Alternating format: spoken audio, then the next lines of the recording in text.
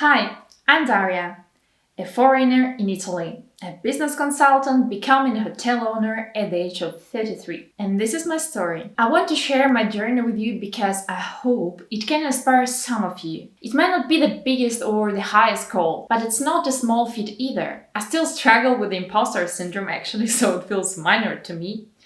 But yet, deep down, I know it's a significant achievement and a crucial beginning. I hope my story motivates you no matter what field you're in. There is still a long way ahead, filled with challenges and I'm sure with victories. I grew up in Belarus, a small country nestled between Poland and Russia. I've mentioned in one of my videos that I learned a lot from my mom. She was a businesswoman who lost everything she inherited from her parents and actually all that she earned herself. So my story is not about inheriting wealth. I also had to start from scratch. The first thing that helped me to get there is learning from others. I remember my mom always told me, learn from my mistakes. You don't need to burn your fingers, where I already did. But I had a stubborn character and always replied, no, I want to learn from my own mistakes. Still, her words stuck somewhere in my subconscious and I did learn to observe other people.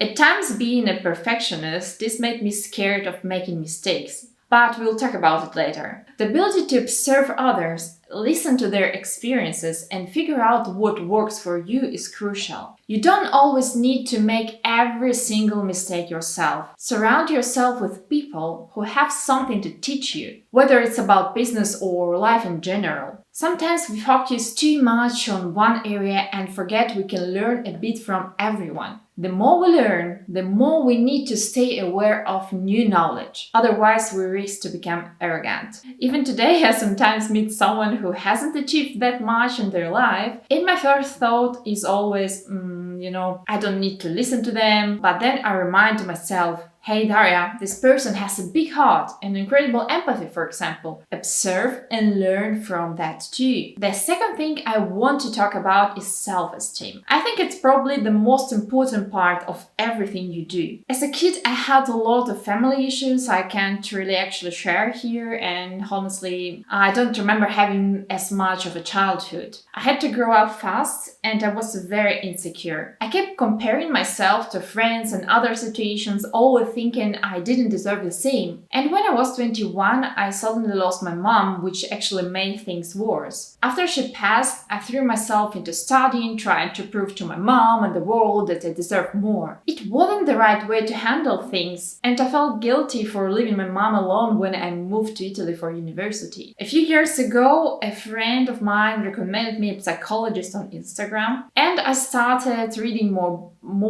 like bought some books about psychology and got really into psychology and the human mind. This psychologist offered an immersive course on self-esteem and personal boundaries, and I took both. And they were my first steps toward better self-esteem and self-love. After that, I worked with another psychologist for a year and a half, and we talked about everything, and I did a lot of exercises with him. Only then did I realize that I deserve more and I can actually do more. At that time, many people appreciated my knowledge and achievements, for example, graduating cum laude from 3 universities, a successful consulting career, and various interests and knowledges. But I never believed in myself. Working on my self-esteem gave me more courage and confidence. I realized that if you keep working seriously and consistently, putting all your heart and soul into your project, the results will come. So, you first need to believe in yourself. It doesn't matter how many people appreciate you and believe in you. You need to accept it within yourself. The change has to happen inside of you. Once you get that, your life will start to fit together like a puzzle where every piece somehow matches. In this video description, I'll share my favorite self-esteem exercises that helped me, so I believe they can be really helpful for you too. The third point I want to mention is dealing with difficulties and challenging yourself. One of my favorite quotes is, you need to be hard to get soft. If you wish for an easy life, you're not ready to handle bigger challenges. Maybe that's a false belief, but I think when you train your brain to handle lots of responsibilities and stress, you can manage almost anything. With a strong mind and soul, you'll always find a way through difficulties and get back up when you fall. I moved to Italy from Belarus at 21 with only 1,000 euros, enough for 2 months of expenses. I had to find a job quickly that I could balance with my university studies. And I started to work as a waitress in a restaurant, studying during the day and working in the evening. I chose one of the best and most expensive universities in Italy, which meant I had to pass all my exams on time with top marks to avoid to pay 5,000 euros or more per year. For my bachelor's and for my master's, I managed to get scholarship for all 5 years of study. So I worked and studied, planning my expenses and time very carefully. Yes, maybe I didn't enjoy life as much as other students, didn't go out much, but I knew my goal and it was more important than everything else because I had no other choice actually. And actually it was also the only way to stay in Italy. This or getting married. But as soon as finding a man to get married and stay in Italy was never an option for me, I needed to study very well. The whole experience made me a stronger person, I think, and taught me to handle a lot of stress. A crucial thing and a crucial skill when you become an entrepreneur or start your own business. Starting from university, I got more disciplined. As a kid, I always had good marks in school, but I could study like just 10 minutes before a test or a lesson and still get a 7, 8, 9 or even a 10. As a teenager, I skipped a lot of lessons because I didn't like going to school. I found it more interesting to hang out with friends and discuss that we thought were important philosophical topics. But at university, I didn't have a choice. I had to learn everything and get the best marks. This made me more disciplined in everything. I had to plan my days and even my grades. I would figure out what grade I needed in each exam to hit my average. I remember writing down my schedule every single day, wake up at 6, breakfast until 6:30, study topic 1 from 6:30 up to 10, take a 10 minutes break, and so on. I did this for 5 years. Discipline helps you focus on what you need. I read somewhere that motivation is just an emotion, but discipline is what carries you through when you are not motivated. You can't always be motivated and full of energy. It's impossible. We're all human. But if you have discipline, you will be consistent. And constancy is actually the key to every door. Now, for example, my main source of discipline is the gym. It's my key habit that brings discipline to all other areas of my life. I have my gym plan and my meal plan. It might sound boring to many of you, but it helps me to stay disciplined throughout the day.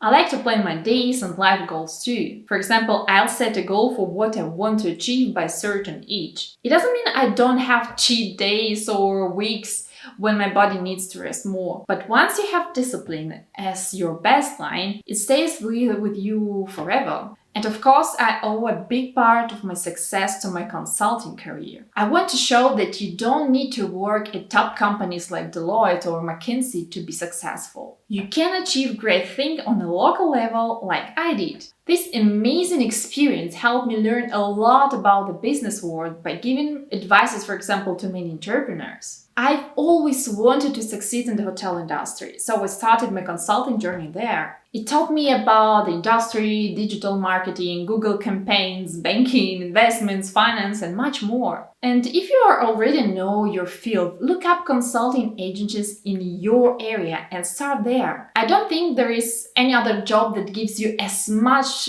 business insight as consulting. You deal with many companies, try different strategies, and see what works and what doesn't. You observe many successful businesses and some that don't do well actually. This gives you a huge amount of information. Working just one company means you mostly know its numbers and don't get the whole picture of the industry. Without consulting, I don't think I would have gotten here so quickly where I am now. Another great thing about a local agency is that you get to work with both small and big companies. This can be really helpful because you see what you can do in the beginning and work closely with company owners. At the same time, you learn from bigger companies and see how they operate. I also consider myself very lucky. And I think luck is a huge part of the whole game. But I believe luck comes to those who go looking for it. For example, thanks to the Chernobyl program, I got to come to Italy every summer as a kid. A world's disaster gave me to a Belarusian child the opportunity to come to Italy. However, how many other kids came with the same program and then made a life in Italy? I also got to meet the owner of my consulting company at a travel fair in Moscow while working for a travel agency in Belarus. Back then, I didn't know anything about consulting or the company's field.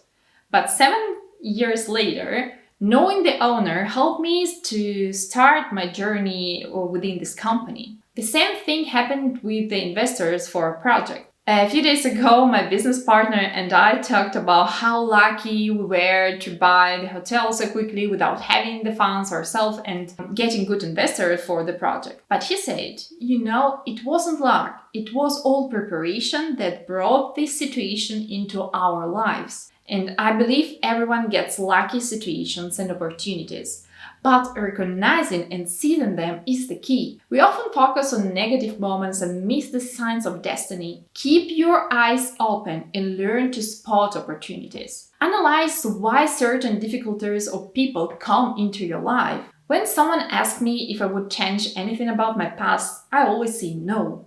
And you know why? Because even my mistakes made me who I am today. Without those experiences, I wouldn't be where I am now. I've always tried to see the positive in negative situations and stay focused on the light at the end of the tunnel. Maybe that's what's really actually luck for me. I hope this story was motivating and inspirational for you. I would also be happy if there is someone of you who has to share your inspirational story with other people. Thank you for your time, and we will see each other in another video.